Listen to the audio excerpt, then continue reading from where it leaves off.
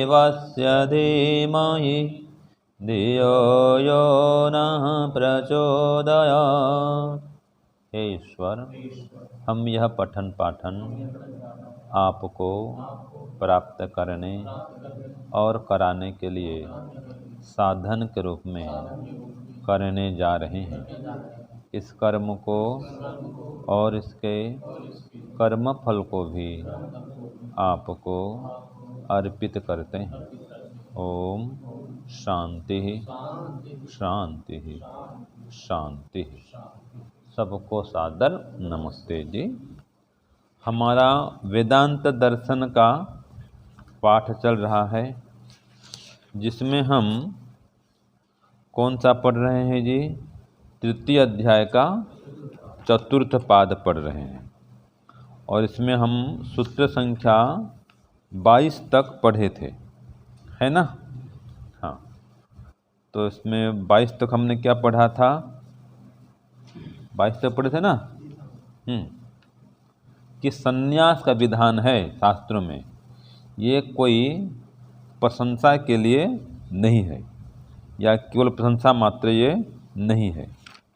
तो ये सूत्र 22 तक हमने पढ़ा था, और प्रमाण दिया गया कि याज्ञवल्क्य ने संन्यास लिया।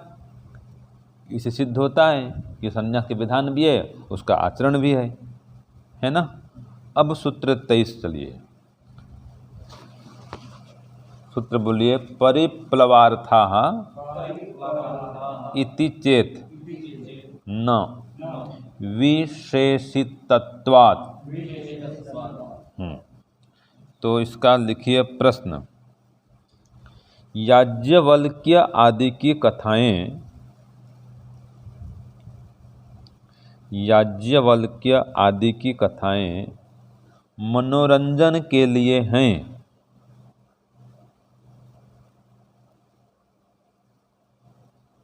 यदि कोई ऐसा कहे तो, यदि कोई ऐसा कहे तो क्या ठीक है? ये प्रश्न हुआ।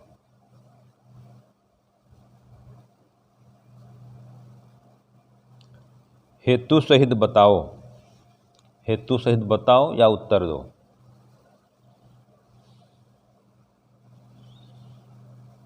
ठीक है, ये हो गया सूत्र का प्रश्न।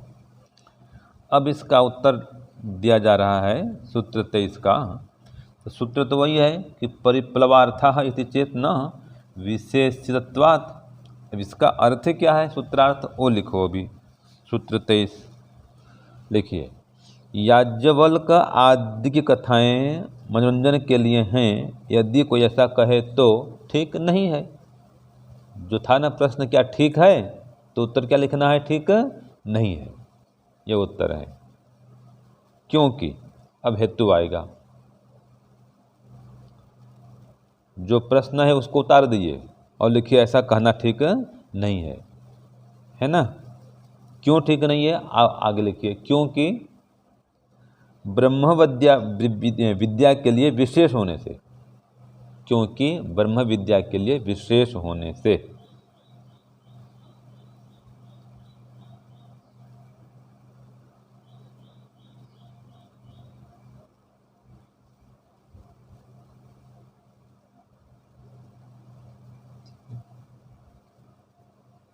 तो देखो, इसमें ये जो भाष्य में दिया है ना, वही इसका सार है।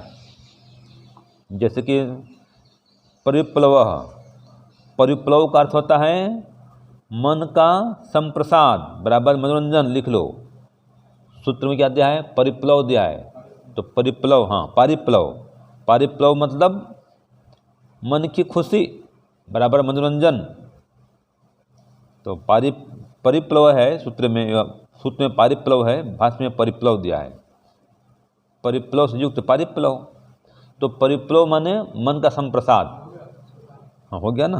सूत्र तो इतना ही है, सूत्रार्थ इतना ही है। यदि कोई ऐसा कहे तो ठीक नहीं है, ब्रह्म विद्या के लिए विशेष होने से। इतना सूत्र पूरा हो गया। अब भाष्य देखो। परिप्लव अर्थात मन संप्रसाद। परिप्लव माने क्या है? मन का संप्रसाद बराबर मनोरंजन। ये आगे दो खोला है, तदर्थ पारिप्लवो अर्थात मनोविनोदो मनोरंजनम वा, आ गया ना, ये मन का विनोद है, ये मनोरंजन मात्र है। तो मनोविनोदार्थः अर्थात मनोरंजनार्थः सन्ति ता याज्ञवल्क्य प्रमुखा आख्यायिका, कि ये जो आख्यायिका हैं ये तो भी मनोरंजन के लिए हैं, मन के विनोद के लिए हैं, न विद्या अर्थ, ये विधि के अर्थ नहीं है, ठीक है ना, ये कोई विधान बताने वाली आख्यायिका नहीं है। इति यद् उच्यत, यदि कोई ऐसा कहे तर्हि तो न सम्यक कथनम, तो ऐसा कहना ठीक नहीं है।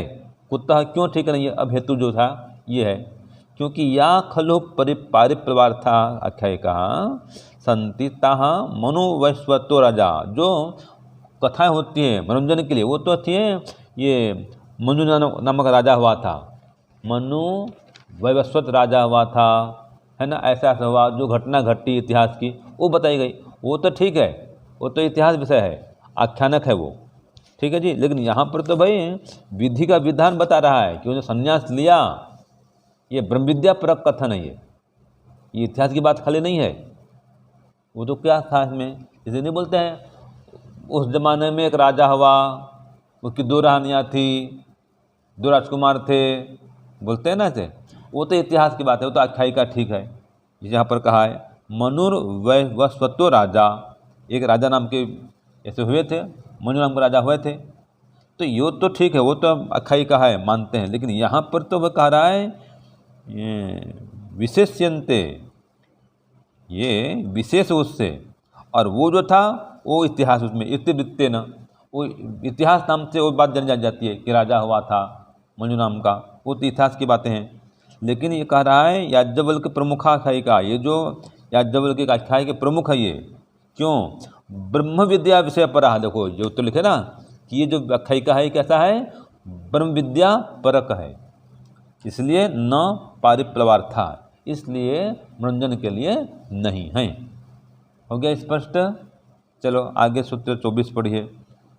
तथा च एक वाक्यता उपबंधात, ये हो गया सूत्र 24। अब इसका प्रश्न लिखिए 24 का भी।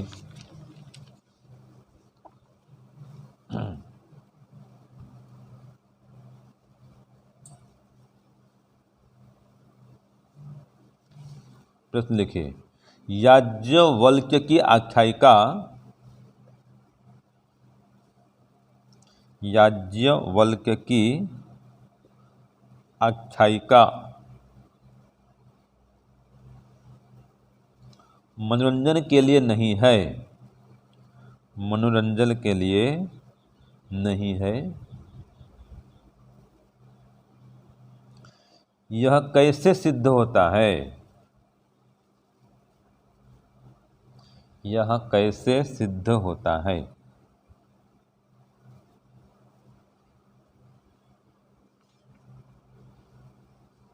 ठीक है जी, ये प्रश्न हुआ, तो उत्तर लिखिए, छोटा सा उत्तर है,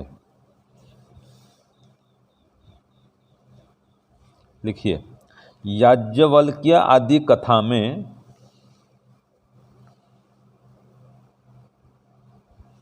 याज्ञवल्क्य आदि कथा में या आदि की कथा में एक वाक्यता के संबंध से, एक वाक्यता के संबंध से ऐसा सिद्ध होता है कि, ऐसा सिद्ध होता है, ऐसा सिद्ध होता है, अतः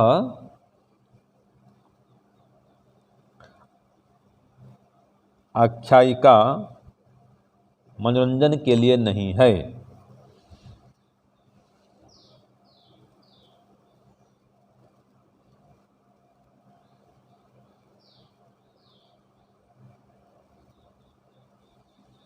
ठीक है, अब ब्रैकेट में लिखिए आत्मा व अरे द्रष्टव्य, इस वचन के साथ में एक वाक्यता होने से, ब्रैकेट में करो, समझ में आ जाएगा। यहाँ जो कहा ना एक वाक्यता का संबंध है, तो किसके साथ में एक वाक्य का संबंध है? तो आत्मा व अरे द्रष्टव्य वचन के साथ में एक वाक्यता का संबंध होने से, ये ब्रैकेट में कर दो।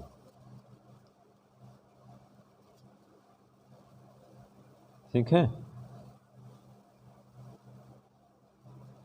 हो गया स्पष्ट ना। देखो यहाँ पर क्या था सूत्र में, एक वाक्यता उपबंधात, इसने इतना बोल दिया था कि एक वाक्यता का संबंध होने से, सूत्र तो इतना है भाई, लेकिन किसके साथ एक वाक्यता का संबंध है, तो ये बोला भाष्य में देखो कि ब्रह्म विद्या विषय के यथार्थ विधौ ही याज्ञवल्क्य संबंधिनी आख्यायिका, कि ये ब्रह्म विद्या के संबंध में ही यथार्थ विधि का विधान करने वाला ये संदर्भ है, ऐसी यह कथा है। और आख्यायिकाया तदग्र, इस आख्यायिका का आगे वर्णन मिलता है कि आत्मा व अरद्रष्टव्य, आत्मा को जानो, या जो कहते हैं मैत्रेयी को, हे मैत्रेयी तो आत्मा को जानो, संसार में इसलिए आए हो, मैं संन्यास में जा रहा हूँ, मुझे यही काम करना है, आत्मा को जानना है, परमात्मा को जानना है, तो तुम भी उसको जानो, वही जानने के योग्य है। तो ये कथन है, इसमें एक वाक्यता है कि मैं संन्यास ले रहा हूँ, किस लिए ले रहा हूँ, आत्मा को जानने के लिए ले रहा हूँ। तो इसलिए वचन ने एक वाक्यता समन्वयान, तो इस वचन साथ में उसकी एक वाक्यता का संबंध होने से न पारिप्रवार्थम, वो मनोरंजन के लिए नहीं है। ठीक है ना, वो तो कह रहे भाई मैं संन्यास ले रहा हूँ, क्यों, आत्मा परमात्मा को जानने के संन्यास ले रहा हूँ, समझ रहे हैं ना पद्मनाभ जी। तो ये इतिहास की बात थोड़ा है, ये तो कहानी बता रहे हैं, वो तो भाई संन्यास ले रहे हैं, तो जीवन को आदर्श बनाने के लिए, महान बनाने के लिए, समाधि लगाने के लिए, मोक्ष में जाने के लिए, तो वो तो सद्य संन्यास ले रहे हैं, संसार का जीवन का त्याग कर रहे हैं। यहाँ पे कहाँ कहानी है, ये कोई इतिहास थोड़े है, कथा कहानी थोड़े है कोई, इसमें कुछ थोड़े मनोरंजन, वो तो उल्टा संसार का त्याग कर रहे हैं। यहाँ कहाँ मनोरंजन भाई, वो तो आत्मा परमात्मा जानने के लिए सब कुछ छोड़ रहे हैं, सर्वस्व त्याग कर रहे हैं, इसलिए कथा जो है मनोरंजन के लिए नहीं है। ठीक है ना, तो आत्मा व अरद्रष्टव्य, इस वचन के साथ में एक वाक्यता होने से हो गया स्पष्ट। चलो सूत्र 25 देखिए, भाष्य पूरा हो गया, इतना छोटा सा है। अब सूत्र 25 बोलो, अतः एव च अपि, अपि आगे है वैसे, अपि भाष्य में है, अतः एव च अग्नि ईंधन आदि अपेक्षा, अपि का यहाँ पर च माने अपि अर्थ है जी, जो सूत्र में च दिया ना, अतः एव च माने क्या है, अपि अर्थ में है। च माने क्या होता है वैसे, और होता है, यहाँ पर च माने भी अर्थ में है, ये बता रहा है। चलो ये हो गया सूत्र 25। अब इसका लिखिए प्रश्न, मोक्ष प्राप्ति हेतु, मोक्ष प्राप्ति हेतु गृहस्थ वाले यज्ञों की,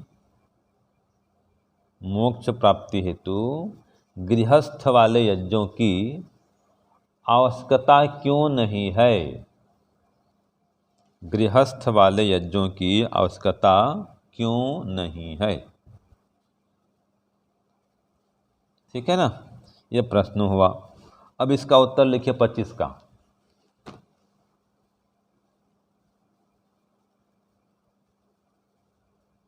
लिखिए, ब्रह्म विद्या से मोक्ष प्राप्त होने से, ब्रह्म विद्या से, यह अतः एव का अर्थ है, ब्रह्म विद्या से, तो ब्रह्म विद्या से मोक्ष प्राप्त होने से, या मोक्ष प्राप्त होने का कारण कर दो तो ज़्यादा अच्छा रहेगा। ब्रह्म विद्या से मोक्ष प्राप्त होने के कारण गृहस्थ वाले यज्ञों को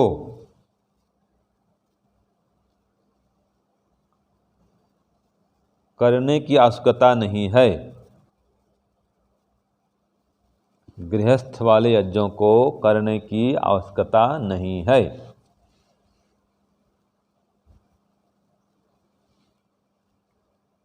तो देखो जी, ये बार बार आ रहा है ये कि यज्ञ करने से मोक्ष भाई नहीं मिलने वाला।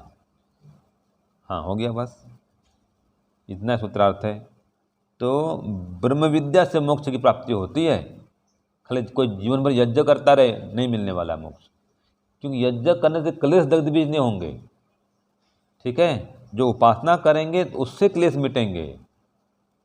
क्लेश तनु कांथस्य कहा ना, समाधि भावनार्थ, तो तप स्वाध्याय ईश्वर प्रणिधान का है उसमें, यज्ञ का नाम ही नहीं उसमें। क्लेश मिटाने के लिए, क्लेश दमन करने के लिए कहीं नाम है यज्ञ का। पूरा योग पढ़ लिया आपने, योग में, सांख्य में, उल्टा सांख्य में मना कर दिया। उत्कर्षादपि मोक्षः, ऐसा आता है सूत्र में, सूत्र 5 पीछे में आता है। उत्कर्षादपि हेतु हो मोक्षस्य, ये सूत्र है। मोक्ष का ही यज्ञ से मोक्ष नहीं मिलने से, और भले उत्कर्ष हो जाएगा उससे, लेकिन मोक्ष प्राप्त न होने से। ये सांख्य में भी आया था, सूत्र 5 या 6 में आया था। बता दूं क्या लिखा उसमें? हाँ जी, उत्कर्षादपि मोक्षस्य सर्वोत्कर्ष श्रुते है, ये है, ठीक है ना। तो जो मोक्ष है वो तो सबसे उत्कर्ष है, उसमें है, वो हवन से मिलने वाला नहीं है। ये सूत्र 5 ही है। उत्कर्षादपि मोक्षस्य सर्वोत्कर्ष श्रुते है। हवन तो भी उत्कर्ष होगा, लेकिन होने पर भी सबसे उत्कर्ष अधिक मोक्ष में होता है, वो समाधि से होता है। तो सांख्य में कहा था, इसलिए यज्ञ से मोक्ष मिलने वाला नहीं है, क्योंकि जो यज्ञ है वो दृष्ट साधन है, और हमने पढ़ा था न दृष्टा तत्सिद्धि, ठीक है ना। तो ये हो गया सूत्र आपका 25, इसका अर्थ हो गया। अब देखो भाष्य में क्या कहा कि ब्रह्म विद्या स्वतंत्रत्वात्, कि ब्रह्म विद्या के स्वतंत्र होने से, तथा ततः पुरुषार्थ सिद्धे, उसी से पुरुषार्थ की सिद्धि होने से, पुरुषस्य प्रयोजनस्य मोक्ष सिद्धि आया ना, पुरुष के प्रयोजन की बराबर मोक्ष की सिद्धि होने से। च माने अपि, और भी कह रहा है, अग्न्याध्यानम अग्निंधनम, ये है, यह अग्नि ही, अग्निहोत्र दर्श पौर्णमास काम्य यज्ञादि कर्मणाम अपेक्षा नास्ति। तो भी इसमें कहा दिया जी कि जो अग्निहोत्र है ना, उसको करने की आवश्यकता नहीं है। ये अग्निहोत्र दर्श पौर्णमास आदि आदि, पूर्णिमा का, अमावस्या का जो हवन करते हैं, उसको करने की आवश्यकता नहीं है। क्यों नहीं है? क्योंकि ये ब्रह्म विद्या के स्वतंत्र होने से, और इसी से ही आपकी जो योग की अग्नि है वो प्रज्वलित होने से, ब्रह्म विद्या से ही योग की अग्नि कहें चाहे समाधि की अग्नि कहें, ये प्रज्वलित होती है, ये ईंधन है उस योग विद्या के लिए। जो ब्रह्म विद्या है कैसा है? ईंधन समान, उसकी अग्नि को प्रज्वलित करने वाला है, ठीक है ना। तो आपको ब्रह्म विद्या से तो मुक्ति मिल जाएगी, लेकिन खाली हवन करते रहो, इससे मुक्ति नहीं मिलेगी। तो ये बार बार कहा जा रहा है। तो सूत्र 25 में भी स्पष्ट कर दिया, एकदम खोलकर बता दिया कि ब्रह्म विद्या से तो मोक्ष प्राप्त कर सकते हैं, लेकिन खाली यज्ञ कर्म से नहीं। तो इस पे स्पष्ट कर दिया, पुरुषार्थ की प्राप्ति माने पुरुष के प्रयोजन सिद्धि ब्रह्म विद्या से होने से अग्निहोत्र आदि की आवश्यकता नहीं है। तो ये देखो, अग्न्याधानम अग्नि ईंधनम, ये भी कह दिया, इसकी अनपेक्षा कह दिया। देखो इसका अर्थ अगर इसमें लगा देंगे कि अग्न्याध्यानम माने जो अग्न्याध्यान करते हैं, और इसमें जो ईंधन लगाते हैं किसमें? यज्ञ में, समिधादि की, उसकी अनपेक्षा कह दिया है, उसकी अपेक्षा नहीं है। किसके लिए नहीं है? मोक्ष प्राप्त करने के लिए। तो वो समाधि की अग्नि जो जलाओ, योग अग्नि, वो प्रज्वलित करो, उसकी अपेक्षा है, जिसको क्या हम क्या बोलते हैं? ब्रह्म यज्ञ कहते हैं। वो भी एक हवन है, आता है ना उसमें, वो आंतरिक यज्ञ है, वो अंतः यज्ञ है वो। तो समिधा भी अंदर है, वेद मंत्र नहीं आता उसमें, कई मंत्र आते हैं ना थे, तो उसमें अंदर सब कुछ करो, तो उस यज्ञ से, ब्रह्म यज्ञ से मुक्ति प्राप्ति होती है। ये जो अग्नि ध्यान करते हैं, अग्नि ध्यान करते हैं, ईंधन जलाते हैं, इससे नहीं मिलने वाला। तो ये अग्निहोत्र से, दर्श पूर्णिमा यज्ञ से, काम्य यज्ञ से, उसकी अपेक्षा नहीं है। स्पष्ट कर दिया ना इसमें, मोक्ष प्राप्ति के लिए इसकी अपेक्षा नहीं है, ठीक है, अनपेक्षा कर दिया। देखो इसमें, चलो ये हो गया सूत्र 25। अब अंतिम चलते हैं सूत्र संख्या 26। बोलिए, सर्वापेक्षा च यज्ञादि श्रुते है अश्ववत एक उदाहरण दिया, घोड़े का इसमें उदाहरण दिया भाई, ठीक है। तो इसका लिखिए प्रश्न 26 का, उपासना विद्या कर्म का अंग नहीं है। उपासना विद्या कर्म का अंग नहीं है, कोई नया हेतु देकर बताओ,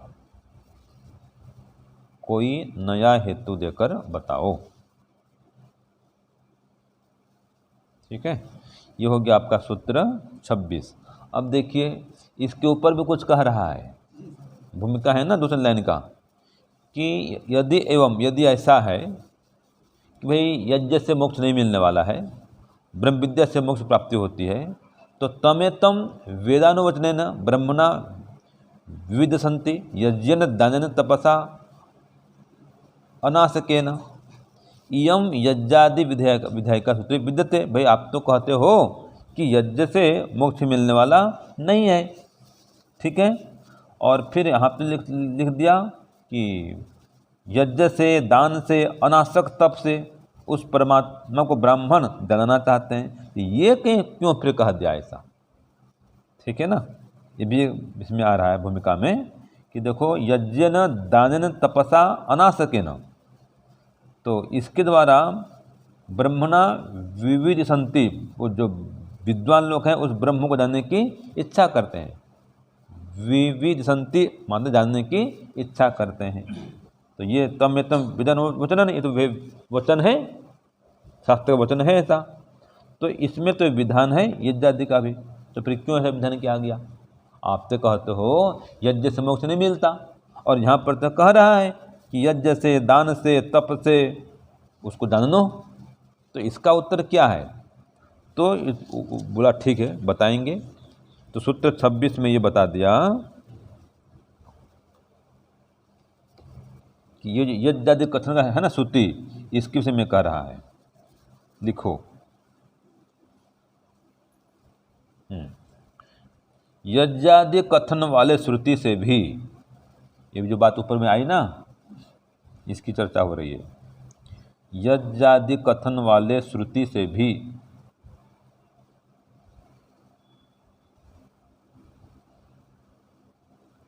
सभी कर्मों की अपेक्षा है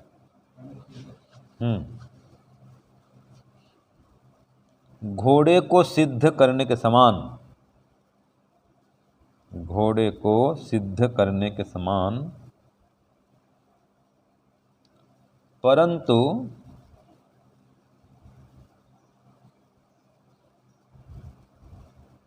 उपासना विद्या नहीं, परंतु उससे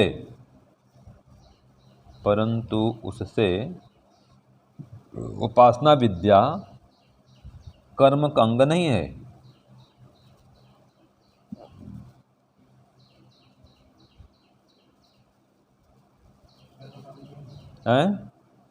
हाँ, कर्म का अंग नहीं है, ये था प्रश्न ना भाई। उपासना विद्या कर्म का अंग नहीं है, नहीं है तो बताओ, तो ये बता दिया घोड़े को सिद्ध करने समान, ये भी आ रहा है नया।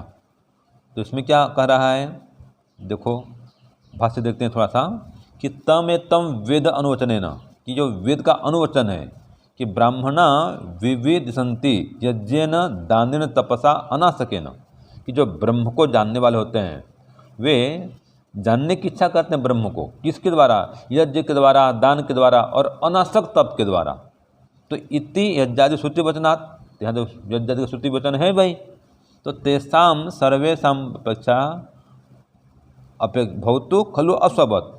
हाँ, तत्र श्रुति वचने यानी यज्ञादीनि कर्माणि उक्तानि, तानि श्रुति वचने यानी यज्ञादीनि कर्माणि उक्तानि। तो इस श्रुति वचन में जो यज्ञादि कर्म का कथन किया गया है उन सबकी अपेक्षा से कह रहा है, इनकी सबकी अपेक्षा भले है, लेकिन घोड़े को सिद्ध करने के समान, माने इनकी सबकी भले आवश्यकता पड़ती है संसार में, यज्ञ भी करो, दान भी करो, मना नहीं है, लेकिन कह रहा है मुख्यता किसकी है, ब्रह्म विद्या की है। तो जैसे कि घोड़े को सिद्ध करते हैं, तो यहाँ पर कह रहा है, उदाहरण दिया घोड़े को कि देखो ये कहा इसमें, यथा अश्वस्य साधनाया प्रथम नियंत्रण कर्म अपेक्षन्ते न सिद्धस्वे। देखो, घोड़े को सिद्ध करने के लिए पहले नियंत्रण में करना पड़ता है।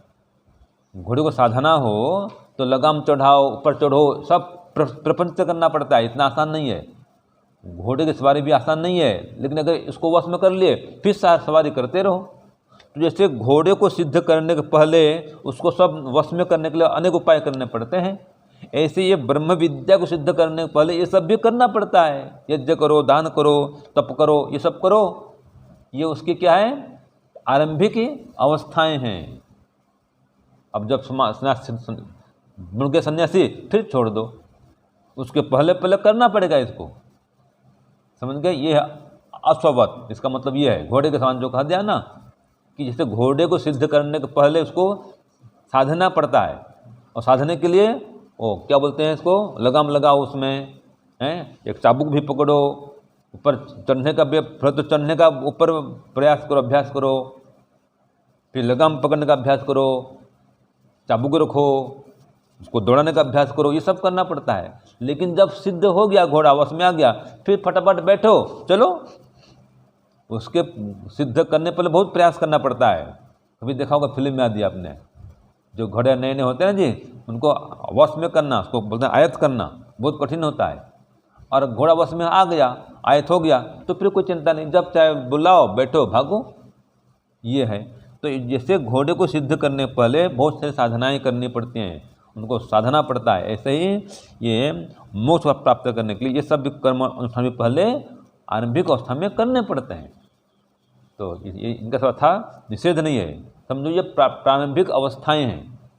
जैसे किसी को MA करना है, PhD करना है, तो 10वीं तो पढ़ेगा वो, क्यों जी, 10वीं पढ़ेगा, 12वीं पढ़ेगा, फिर BA करेगा, फिर MA करेगा, फिर PhD करेगा। तो ऐसे ही पहले यज्ञ भी करेगा, दान भी देगा, अब गृहस्थ में से ये सब काम करना पड़ेगा। फिर जब इसको छोड़ देगा, सन्यासी बनेगा, तो फिर इसकी अपेक्षा नहीं है। समझ गए, ये इसका उत्तर है। तो यथा यावत विद्वान न स्यात्, देखो जब तक वो तत्वज्ञान विद्वान नहीं बना है, तावत तत्व सुतो प्रतिपादिता नहीं यद कर्म अपेक्षते जन। आ गया ना, जब तक वो तत्वज्ञानी विद्वान न बन जाए, योगी न बन जाए, तब तक ये श्रुतियाँ जो प्रतिपादित हैं यद कर्म इनकी अपेक्षा है। न पश्चात, बाद में नहीं, है ना, उत्पन्नायाम विद्याम फल सिद्धिम प्रति। तो अगर तत्वज्ञान की प्राप्ति हो गई, उपासना विद्या में सिद्धि हो गई, बस अब इसकी अपेक्षा नहीं है। तो तत्र श्रुतो स्पष्टमेतत्, तो श्रुति में स्पष्ट कहा है कि तम एतम विविदिशन्ति तम सर्वेशानम ब्रह्मात्मानम दातुम इच्छन्ति। यहाँ पर एक प्रमाण और दे दिया इन्होंने कि उसको जानने की इच्छा करते हैं, और उस सबके ईशान को, सबके स्वामी को, ब्रह्मात्मा को प्राप्त करते हैं।